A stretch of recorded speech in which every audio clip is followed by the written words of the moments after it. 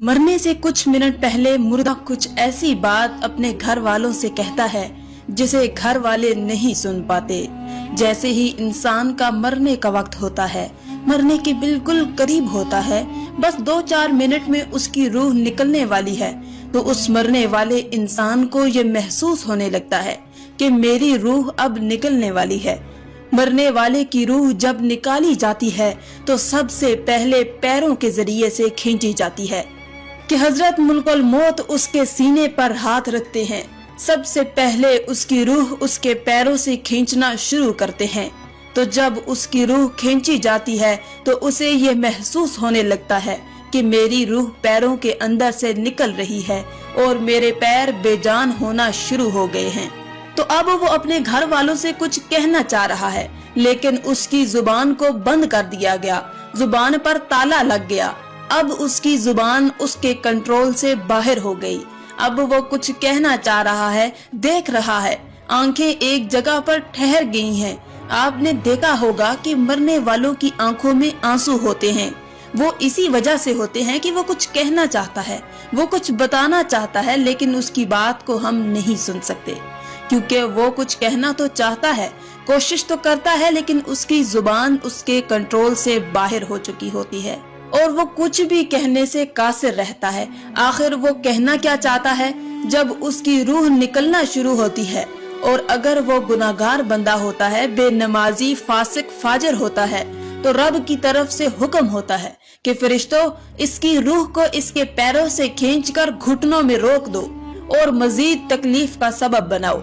फिर इसकी रूह को कमर में रोककर ज्यादा तकलीफ का सबब बनाया जाता है। फिर इसकी रूह को सीने में रोक दिया जाता है।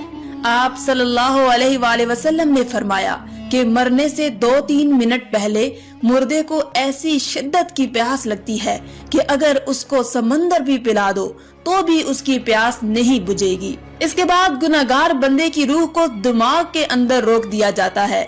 आखिर में उसके दिमाग से निकालकर उसके हलक के अंदर से खींचा जाता है, तो उस मरने वाले का मुंह खुला का खुला रह जाता है।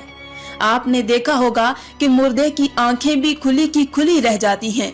क्यों खुली रह जाती हैं? क्योंकि वो मरने वाला शख्स अपनी रूह को निकलता हुआ अपनी आंखों से देखता है और मरने से पहले वो जो बातें कहने की कोशिश करता है कि ये जो मुझ पर बीत रही है, जो मुझ पर गुजर रही है, ये ऐसी सख्ती है कि अगर तुम सारे लोगों पर डाल दी जाए तो तुम सारे के सारे लोग हलाक हो जाओगे।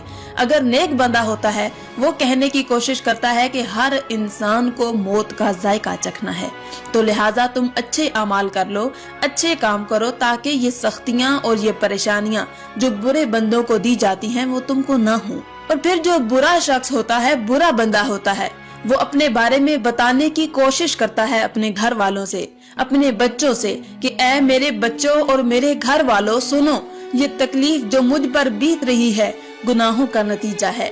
क्योंकि उसे पता चल जाता है, फरिश्ता रूह निकालने से पहले उसको आगाह कर देता है कि तूने अल्लाह और उसके रसूल सल्लल्लाहु अलैहि वसल्लम की नाफरमानी करके जिंदगी गुजारी थी, इसलिए तुमको शदीद तकलीफ देने का मेरा इरादा है और तुम्हें खतरनाक तकलीफ होगी।